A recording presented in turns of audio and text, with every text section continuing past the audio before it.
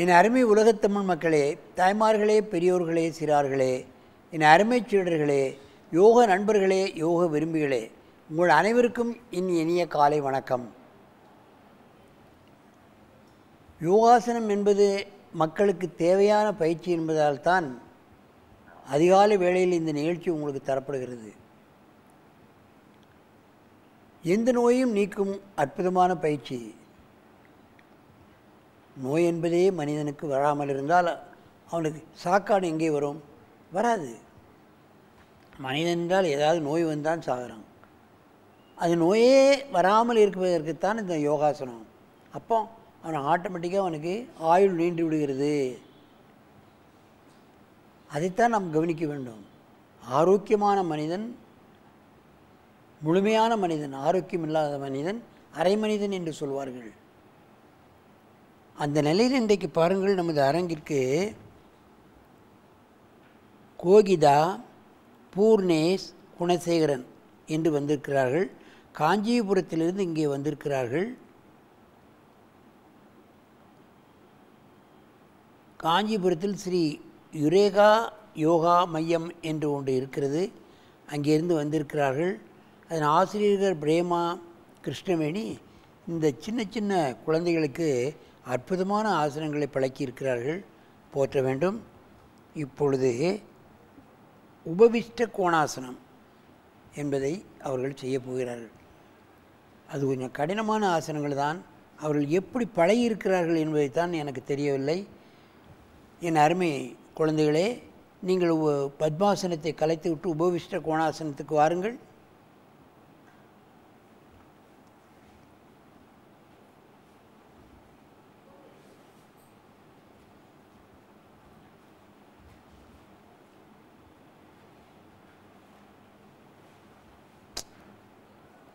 Mat வச்சு மடக்கப்படாது.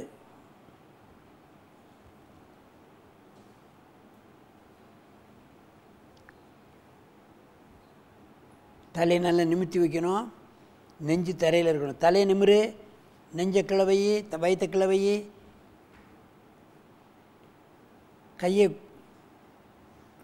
பாருங்க. இந்த ஆசனம் பண்ணும்போது பார்த்திங்கன்னா தலையில் உள்ள நரம்பு அப்படியே முது வழியாக இழுக்குது தெரியும். கால் வழியாக நரம்பு இழுக்கிறதெல்லாம் நம்ம உணர முடியும்.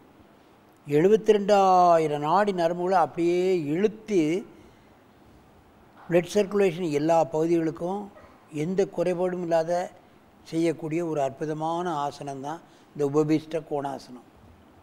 தலையை நிமித்தி வயிற்ற தரையில் அழுத்தி வைக்கணும். தலையை மடக்காத, தலையை நிமிரு.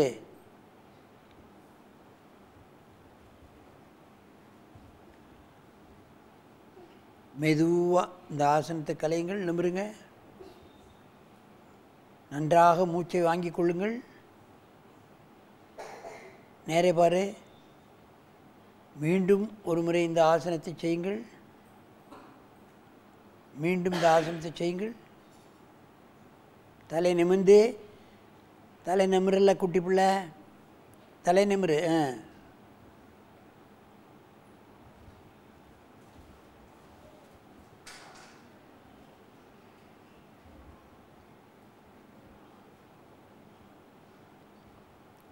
மெதுவாக அந்த ஆசனத்தை கலையுங்கள்.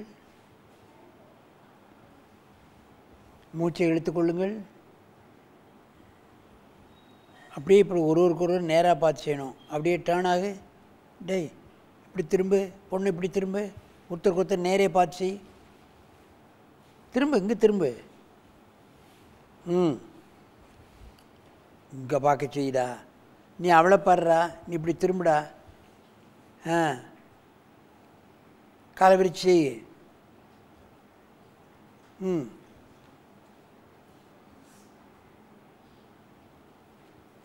தலையை நிமித்தி, நாடியை நிமித்தி வைக்கணும். தலையை மூக்குக்குள் பரப்படாதே. மூக்கை நிமித்தி தலை அப்படி வை. அப்படிதான்.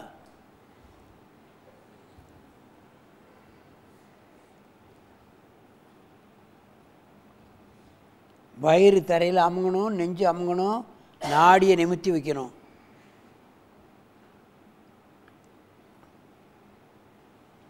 காலில் உள்ள நரம்புகள், முதுகில் உள்ள நரம்புகள், தலைப்பக்கம் போகக்கூடிய நாடி நரம்புகளெல்லாம் இழுக்கப்படுகின்றன. இந்த ஒரு ஆசனத்தை செய்துவிட்டாலே நமக்கு ஒரு உற்சாகம் கிடைத்துவிடும், ஒரு சுறுசுறுப்பு கிடைத்துவிடும். இதை முழுமையாக செய்யாவிட்டாலும் பரவாயில்லை, அரைகுறையாக செய்தாலே முழுமையான பலன் கிடைத்துவிடும். ஆகவே முழுமையாக கிடைக்க வேண்டும் என்பதற்காக இப்படி போட்டு 2-3 பேர் முதுகில் போட்டு அமுக்கி செய்யக்கூடாது. செய்தால் நரம்புகள் அதில் பாதிக்கப்பட்டு பல்வேறு பிரச்சனைகளை ஏற்படுத்தும். எந்த அளவு குனிய முடியுமோ குனிஞ்சு தான் கடைசியில் குழ உண்டு பண்ணுறமே தவிர ஒரேடியாக படான்னு குணாந்துடக்கூடாது. அதுதான் ரொம்ப முக்கியம். உபபிஷ்ட கோணாசனம். அப்படியே நம்புங்க. நன்றாக மூச்சை இழுத்து கொள்ளுங்கள். மீண்டும் ஒரு முறை செய்யுங்கள்.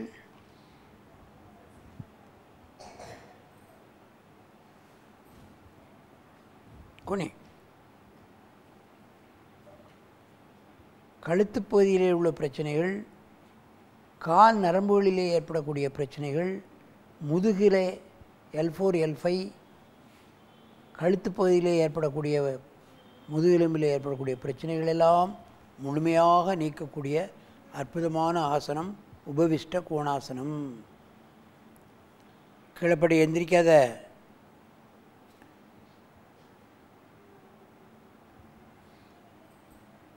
மெதுவாக எழுந்திருங்கள். நன்றாக மூச்சு வாங்கிக் கொள்ளுங்கள். அப்படியே திரும்பி பத்மாசனத்தில் உட்காருங்க. தள்ளி வாடா. அங்கேயே போயிட்டு இங்கே தள்ளி வா. இங்கே தள்ளி வா. இங்கே தள்ளி வா. நேரே உட்காருமா. நேரே உட்காரு. அப்படி உட்காரு. நல்ல மூச்சு இழுத்துக்கோ. என் அருமை மாணவர்களே, பெரியோர்களே, சிறார்களே, என் அருமை சீடர்களே, யோக நண்பர்களே, யாவரும் இந்த ஆசனத்தை செய்யலாம். முடிந்த அளவு செய்தாலே முழு பலன் கிடைத்துவிடும். ஆகவே முழுமையாக செய்ய வேண்டும் என்பது அல்ல என்று நான் பலமுறை சொல்லியிருக்கின்றேன். உடல் உள் உறுப்புகளையும் வெளி உறுப்புகளையும் செம்மைப்படுத்தக்கூடிய அற்புதமான ஆசனம். நீங்கள் தலையை, கழுத்தை, தரையை தொட வேண்டும் என்பது அல்ல. அதைத்தான் நான் மீண்டும் மீண்டும் சொல்லிக் கொண்டிருக்கின்றேன். முயற்சி செய்தாலே முழு பலனும் கிடைத்து விடுகிறது என்பது தான் உண்மை. ஆகவே இதுபோன்ற ஆசனங்களை நீங்கள் விடாமுயற்சியுடன் காலையிலும் மாலையிலும் 2-3 தடவை நீங்கள் செய்வீர்களானால் நோய் என்பதே உங்களுக்கு அண்டாது என்பதுதான் முக்கியம். ஆகவே இதுபோன்ற ஆசனங்களை விடாமுயற்சியுடன் அனுதினமும் பழகி நோயற்ற வாழ்வே குறைவற்ற செல்வம் என்னும் பேற்றினை நீங்கள் அடைய வேண்டும் என்று கேட்டு உங்களிடமிருந்து விடைபெறுவது ஆசனம் ஆண்டியப்பன். வணக்கம்.